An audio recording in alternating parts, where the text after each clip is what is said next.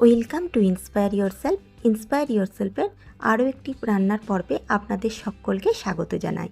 Video শুরু করার আগে ইন্সপায়ার ইয়োরসেলফের সকল দর্শককে জানাই শুভ দীপাবলির অনেক অনেক শুভেচ্ছা ও ছোটদেরকে জানাই আমার ভালোবাসা, বড়দেরকে জানাই প্রণাম। দীপাবলি মানেই উৎসব, আর উৎসব মানেই বাঙালিদের মিষ্টিমুখ। মিষ্টিমুখের একটা রেসিপি নিয়েই আজকে রেসিপিটা শুরু করব। রেসিপিটা শুরু করার আগে বলে নিই, যারা আমার চ্যানেলে নতুন তাদেরকে বলবো চ্যানেলটা সাবস্ক্রাইব করে আমার পাশে থাকবেন। তাহলে দেরি না করে ভিডিওটা শুরু করা যাক। আজকের রেসিপি হলো মিষ্টি স্বাদের গুজিয়া রেসিপি। তার জন্য একটা বড় পাত্র নিয়েছি, আর তাতে দিয়ে দিলাম 1 বাটি পরিমাণে ময়দা, আর তার সাথে মেশালাম 1 বাটি পরিমাণে আটা। যেহেতু রেসিপিটা একটু হেলদি করে আমি তৈরি করছি, তাই আটা আর ময়দা দুটো সমান সমানভাবে মিশিয়ে ব্যবহার করেছি। আপনারা চাইলে রেসিপিটা শুধুমাত্র ময়দাতেও তৈরি করতে পারেন। অল্প একটু লবণ দিয়ে আটা এবং ময়দাটা ভালো করে মিশিয়ে নিয়ে ময়ামের জন্য দিলাম দেশি ঘি। এক্ষেত্রে আমি 3 থেকে 4 চামচের মতন ঘি ব্যবহার করেছি। ময়ামটা একটু বেশি পরিমাণে এক্ষেত্রে দিতে হবে, তাতে করে গুজিয়াগুলো খেতে অনেক বেশি খাস্তা হবে। হাতে করে ঘষে ঘষে সমস্ত আটা বা ময়দার মিশ্রণটার সাথে এই ঘিয়ের মিশ্রণটা মিশিয়ে নিতে হবে। তারপর ময়ামটা দেওয়া কমপ্লিট হয়েছে বোঝার জন্য হাতে করে বাইন্ড করলে বাইন্ডিংয়ে একটা ফর্মে চলে আসবে, এবং তৎক্ষণাৎ প্রেস করলে সেটা ভেঙে যাবে। এইরূপ বুঝলেই ময়াম দেওয়াটা কমপ্লিট হয়েছে বোঝা যাবে। এরপর অল্প অল্প জল দিয়ে একটা হার্ড ডো আমাদের তৈরি করতে হবে। সাধারণত রুটি, লুচি বা পরোটার ক্ষেত্রে আমরা যেরকম ডো তৈরি করে থাকি, এই ক্ষেত্রে তার থেকে একটু হার্ড ডো, মানে একটু শক্ত ডো তৈরি হবে। সমস্ত ময়দা বা আটার মিশ্রণটা একসাথে মেখে নিয়ে একটা ডো আমি তৈরি করে নিয়েছি। ডোটা অপেক্ষাকৃত একটু শক্ত করে তৈরি করেছি। এবার ডোটাকে একটা পাত্র দিয়ে চাপা দিয়ে একটুক্ষণ রেখে দেব। ততক্ষণ পুরের মিশ্রণটা আমি তৈরি করে নেব। তার জন্য নিয়েছি 1 মুঠো পরিমাণে কাজু বাদাম, 1 মুঠো কিশমিশ, আর 1 মুঠো নিয়েছি আমন্ড বাদাম। এই ড্রাই ফ্রুটসগুলো পুরের মধ্যে দিলে খেতে অনেক বেশি ভালো হয়, তাই আমি ব্যবহার করেছি। চাইলে আপনারা নাও দিতে পারেন। এবার সমস্ত ড্রাই ফ্রুটসগুলোকে ছোট্ট ছোট্ট কুচি করে কেটে নিলাম। একে একে আমন্ড, কাজু বাদাম এবং কিশমিশ সমস্তগুলোকেই ছোট ছোট টুকরো করে কেটে নিয়েছি। এবার কড়া বসিয়েছি। কড়াতে দিলাম 1 চামচের মতন ঘি। ঘিটা বেশ ভালো করে গরম হলে যে ড্রাই ফ্রুটসগুলো কুচিয়ে রেখেছিলাম সেগুলো দিয়ে ঘিয়ের সাথে একটু ভেজে নেব। যখন ড্রাই ফ্রুটসগুলোর কালার বেশ একটু লালচে ভাব আসবে, ঠিক সেই সময় যোগ করব 1 কাপ পরিমাণে সুজি। আমি পুরটা সুজি দিয়ে তৈরি করছি। এবার সুজিটাকেও ওই ড্রাই ফ্রুটসের সাথে একসাথে মিশিয়ে ভালো করে একটু ভেজে নিতে হবে। সুজিটার কালার অল্প একটু চেঞ্জ হবে এবং সুজি থেকে বেশ ভাজার একটা মিষ্টি গন্ধ বেরোবে। এই পর্যন্ত ভেজে নিয়ে জল যোগ করতে হবে। জলের মাপটা একটু খেয়াল রাখতে হবে, খুব বেশি জল এক্ষেত্রে যোগ করা যাবে না। আমরা সাধারণত সুজির পায়েসের ক্ষেত্রে যেরকম জল বা দুধের ব্যবহার করি ততটা জল এক্ষেত্রে লাগবে না। সুজিটাকে একটু সেদ্ধ বা চিনিটাকে একটু গলে যাওয়া পর্যন্ত জল ব্যবহার করলেই হবে। মোটামুটি 1 কাপ সুজির জন্য আমার 1 কাপ জলের ক্ষেত্রে প্রয়োজন পড়েছে। এক্ষেত্রে সুজিটা একদম পাতলা সুজি তৈরি হবে না, সুজিটা একটা ডোয়ের মতো তৈরি হবে। পরবর্তী ক্ষেত্রে সেটা একটা ঝুরঝুরে ফর্মে চলে আসবে। মোটামুটি আমরা শুকনো ঝুরঝুরে সুজির হালুয়া করতে গেলে যেরকম জল ব্যবহার করি সেই রূপ জল ব্যবহার করলে চলবে। গ্যাসের ফ্লেম বন্ধ করে একটা পাত্রে এই পুরটাকে তুলে রাখবো। এখন একটু ডোয়ের মতো দেখতে লাগলেও একটু পরে এটা হালকা ঝুরঝুরে একটা তৈরি হয়ে যাবে। এবার আটা বা ময়দার মিশ্রণ যেটা ডো তৈরি করে রেখেছিলাম সেটা নিয়ে ফিরে এলাম। আরও একবার ডোটাকে বেশ খানিকক্ষণ থেসে নিয়ে এবার তার থেকে ছোট ছোট লেচি কেটে নেব।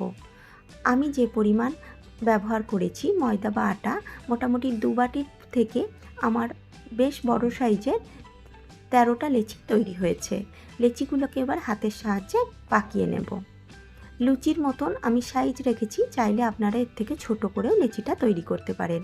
এবার লেচিটাকে চাকি বেলনের সাহায্যে বেলে নিতে হবে। একটু গোল করে বেলার চেষ্টা করবেন, তাতে করে পুরটা দিলে এবং গুজিয়াগুলো তৈরি করলে দেখতে অনেক বেশি সুন্দর হবে।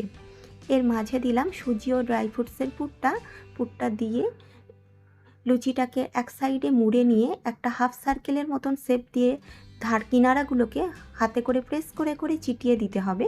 তারপর একটু মুড়িয়ে মুড়িয়ে একটা দড়ির পাকের মতন একটা ডিজাইন চলে আসবে।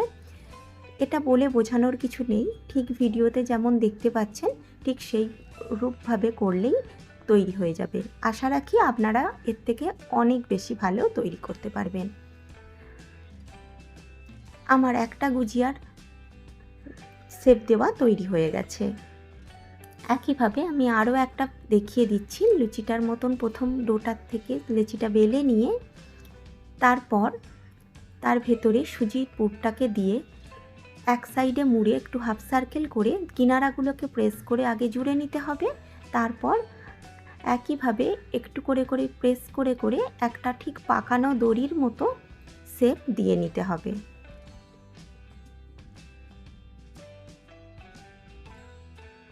একইভাবে আমি সমস্ত গুজিয়াগুলো তৈরি করে নিয়েছি।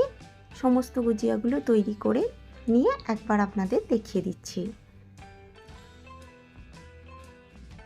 এবার গুজিয়াগুলোকে এক সাইডে রেখে দিয়ে একটু চিনির সিরাপ তৈরি করে নেব। তার জন্য আবার একটু কড়া বসিয়েছি, তাতে দিলাম 1 বাটি পরিমাণে চিনি, আর যতটা চিনি দিয়েছি তার অর্ধেক মানে হাফ বাটি পরিমাণে জল এক্ষেত্রে ব্যবহার করতে হবে। চিনির সিরাপটার ক্ষেত্রে বলে রাখি, একটা চিপচিপে চিনির রস এক্ষেত্রে আমাদের তৈরি হবে। চিনিটা সম্পূর্ণরূপে গলে গেলেই এটা তৈরি হয়ে যাবে। চিনিটা রসের সাথে ফ্লেভারের জন্য দিলাম আমি অল্প একটু ফাটানো এলাচ। চাইলে এই চিনির সিরাপটাতে ফুড কালারও ব্যবহার করা যায়, তবে আমি ফুড কালার ব্যবহার করছি না।